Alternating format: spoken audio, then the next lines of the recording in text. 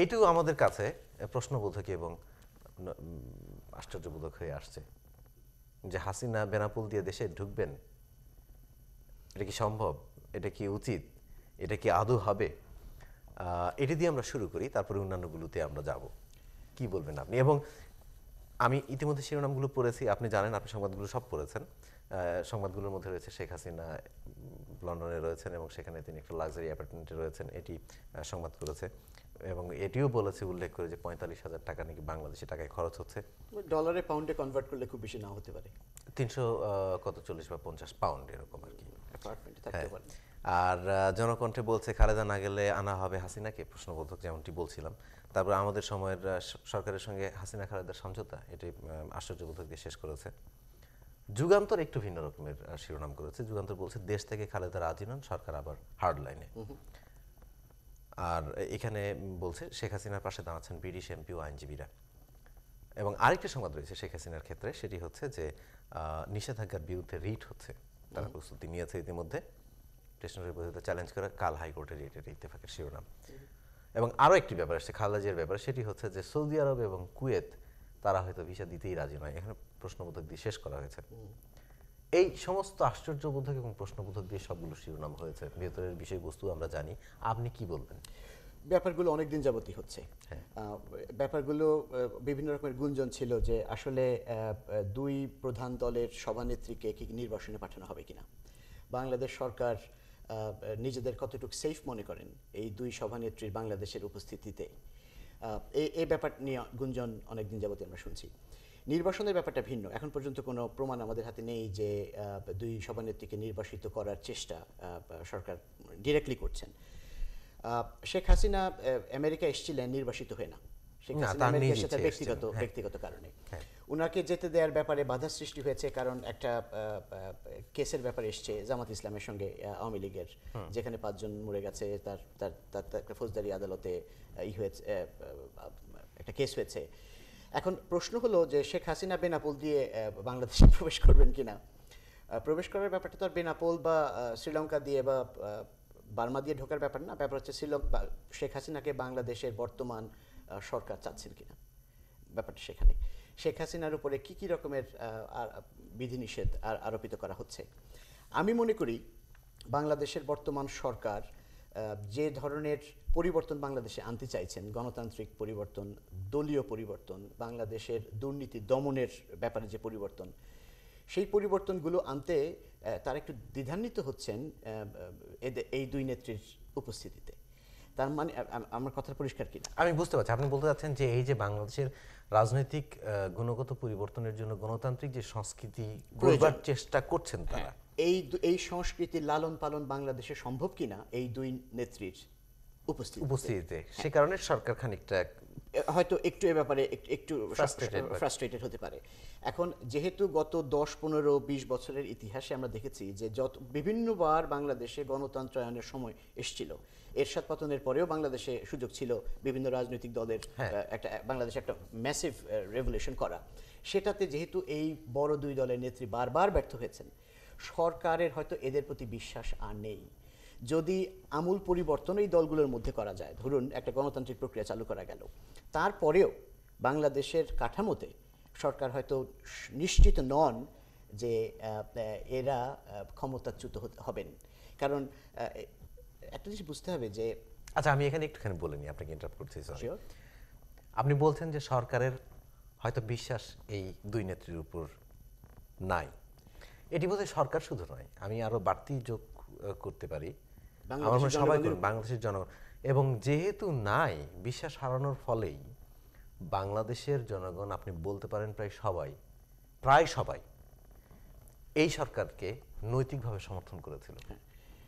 আমি মনে করি শুধু বিশ্বাস নাই না, বিশ্বাস একটা হচ্ছে যে আপনার বিশ্বাস নাই এবং আপনি নেত্রী পরিবর্তন করলেন, নেতা পরিবর্তন করলেন, নতুন নেতা আসলো, শুধু তাই নয়, আমি মনে করি যে অনেকেই সন্দেহ করছেন যে নতুন পরিবর্তন, নতুন নেতৃত্ব আসতে পারবে না যতক্ষণ পর্যন্ত পুরনো নেতারা বাংলাদেশে থাকবেন। হয়তো এটা একটা ফিয়ার, এটা একটা ভয় বাংলাদেশের লোকজনের মধ্যে স্বভাবতই থাকতে পারে, আসতে পারে। এবং কিন্তু এখানে তাহলে আমি আরেকটু পেছনে যেতে চাই। আপনি ইতিমধ্যে উল্লেখ করেছেন বিষয়টা, আমি আরেকটু ডিটেলে যেতে চাই। আপনি বলেছেন যে বাংলাদেশে বিভিন্ন সময়ে গণতন্ত্র আসবার সুযোগ হয়েছে, নিঃসন্দেহে সত্য কথা। 90-এর আমরা দেখেছি এরশাদ বিরোধী আন্দোলনের মানে পরবর্তী অবস্থায় দেখেছি, এবং নিঃসন্দেহে গত তিনটা সরকার অ্যাটলিস্ট যে গণতান্ত্রিকভাবে নির্বাচিত হয়েছে সেটি তার ফসল। তার আগে আমরা দেখেছি জিয়া রহমানের সময় আওয়ামী লীগের করা যে একদলীয় শাসন ব্যবস্থা, সেখান থেকে উত্তরণের যে ব্যবস্থাটি, যেটিকে এখনো বিএনপি ক্লেম করে যে তারা বহুদলীয় গণতন্ত্রের প্রবক্তা, তারও আগে নিঃসন্দেহে ৭১ সালের সেটি তো রীতিমাত্র আমাদের আমাদের দেশেরই জন্ম দিয়েছে, স্বাধীনতার জন্ম দিয়েছে। এর সাথে অবশ্য আরও অনেকগুলো ফ্যাক্টর জড়িত। এনিওয়ে, আমি যে কথাটি বলতে চাচ্ছি সেটি হচ্ছে যে বারবার গণতন্ত্রের কথা এসছে, এর জন্য মানুষ স্ট্রাগল করেছে, নেতা নেত্রীর পরিবর্তন হয়েছে, কেউ কুতে নিহত হয়েছেন, কেউ কখনো এই কুর সাথে ইনভলভ হয়ে কেউ কখনো দেশ ছাড়া হয়েছেন। কিন্তু আলটিমেটলি কী হয়েছে? আলটিমেটলি কিন্তু সেই তিমিরেই আমরা রয়ে গেছি বারবার, যেন আমরা একটা লুপের মধ্যে, এবং সিস্টেমের কিন্তু কোনো পরিবর্তন হয়। সেটাই প্রশ্ন, এবং এখানেই প্রশ্ন যে নতুন কি করা যেতে পারে যাতে সিস্টেমের পরিবর্তন হতে পারে। লুপের বাইরে আসতে হবে। এখন লুপের বাইরে আসার জন্যে সরকার হয়তো মনে করছেন যে এই লুপ যারা সৃষ্টি করেছেন তাদেরকে দেশত্যাগ করতে হবে, তাদেরকে দেশের বাইরে থাকতে হবে। হয়তো এই আপনার প্রশ্নের ব্যাপারেই বলছি, লুপের ব্যাপারটাই প্রশ্ন আসছে।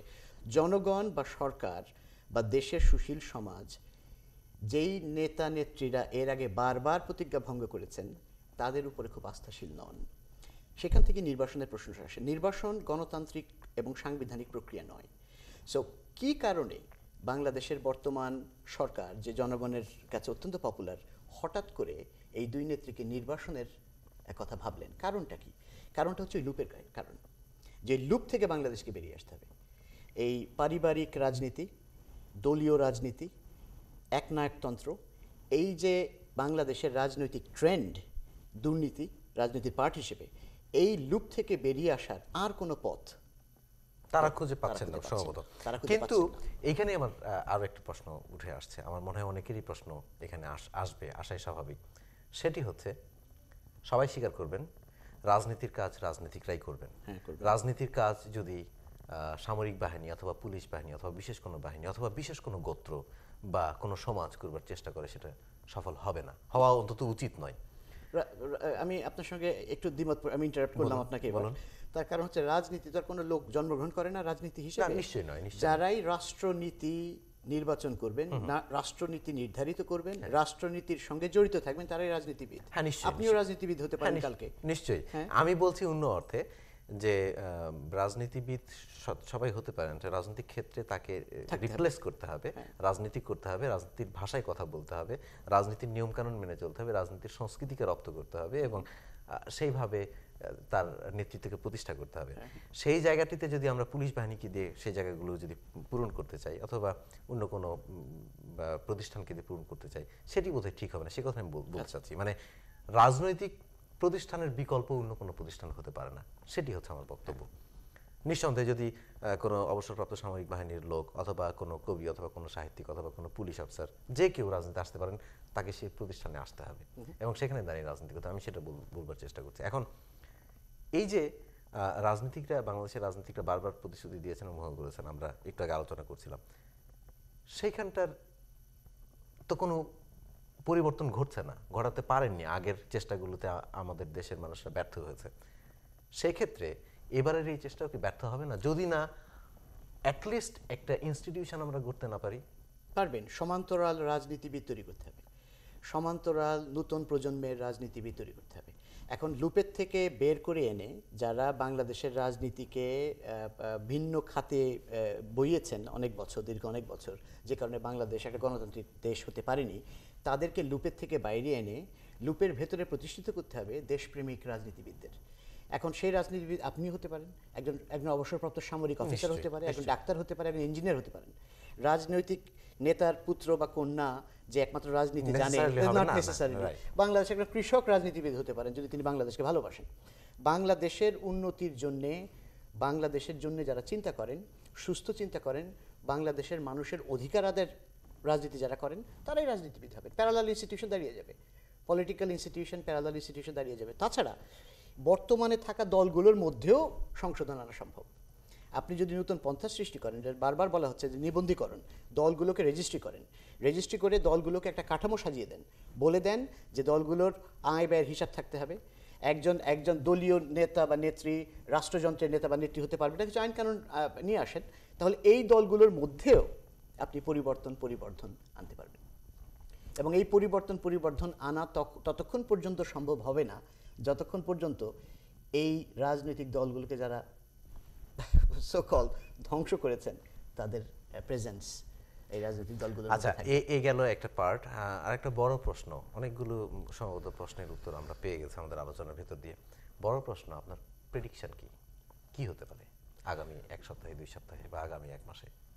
আমার বাংলাদেশে প্রথম প্রেডিকশন হচ্ছে যে যারা এত দূর এসছেন তারা চট করে পিছিয়ে যাবেন না। বাংলাদেশের উন্নতির জন্য, বাংলাদেশের গণতান্ত্রিক ধারা কায়েম করার জন্য যারা এত দূর এসছেন তারা পিছিয়ে যাবেন না। নির্বাসনের প্রশ্নটা হয়তো থাকবে না। যেটা হবে, বাংলাদেশে একটা রাজনৈতিক দলগুলোর মধ্যে একটা সংশোধনবাদ আসবে এবং এই দলগুলোর ভেতর থেকেই অপেক্ষাকৃত প্রগতিশীল নেতারা বেরিয়ে আসবেন এবং এসে তারা হয়তো পুরনো নেতা নেত্রীদেরকে রিপ্লেস করবেন এবং সেই রিপ্লেসমেন্ট করার জন্যে হয়তো সরকারের ভূমিকা কিছু রাখতে হতে পারে। আমরা সময় শেষে চলে এসেছি।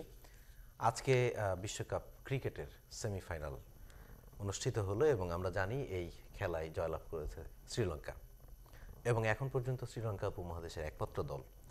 উপমহাদেশের 4টি দল প্রতিনিধিত্ব করছিল বিশ্বকাপ ক্রিকেটে, শুধুমাত্র শ্রীলঙ্কা রয়েছে এখন পর্যন্ত এবং তারা আজকে সেমিফাইনালে খেলে ফাইনালে গেল।